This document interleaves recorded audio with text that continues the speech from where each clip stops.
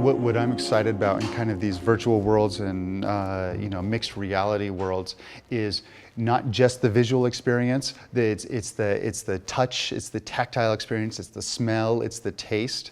And I'm really excited about the technologies and the sound, and having these very, very heavy sensory experiences in there. And I'm really excited about these technologies kind of growing and developing and maturing. I think mixed reality is going to absolutely impact the way people move and work.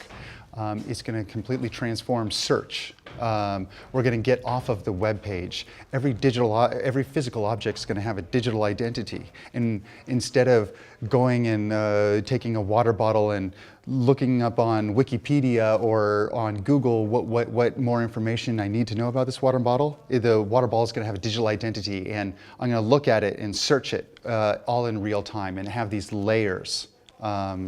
To work through. I'm quite positive about mixed reality, especially augmented as well within education. I think both education as a vertical itself, but also as a horizontal across verticals, where you can train and retrain people a lot faster, as you'll be able to blend practical and factual training a lot more effectively, which I think has huge potential, especially as we look towards a future where a lot of the present jobs that occupies the majority of our workforce might be repurposed or refashioned in a way which I think mixed virtual or AR has a huge potential in helping softening that blow. The question that's often being discussed is whether some tasks should be done by artificial intelligence or should be done ultimately by humans.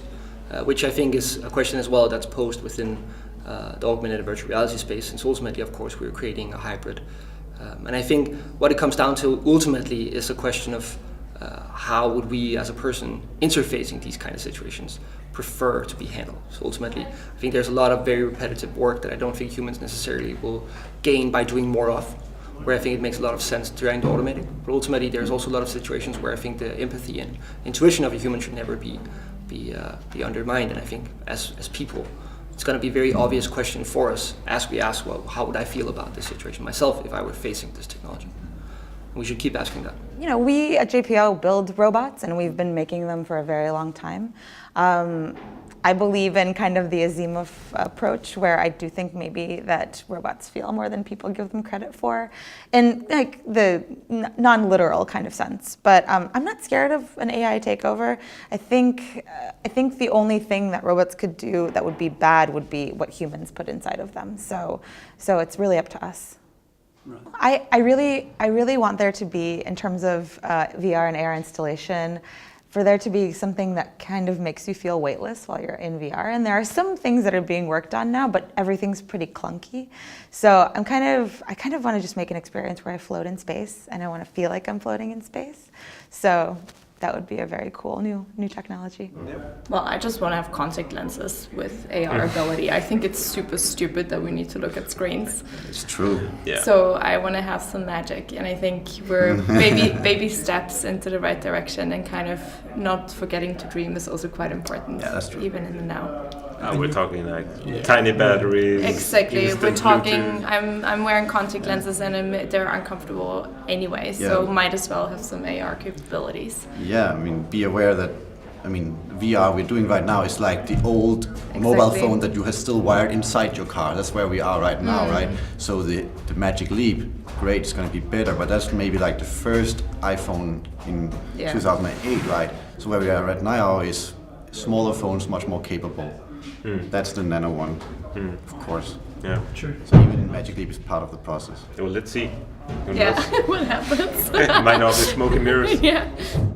Contact lenses that can augment your reality, that would be pretty cool. And if they do happen, more than just 1 or 2 pixels of light, if you can get to the point where you can get high fidelity, and then you can enter the oasis, that would be pretty cool. And I think the combination of all of the machine learning, AI, and XR come together to give you a unified entertainment experience that you could never get anywhere else. I think that would be the one.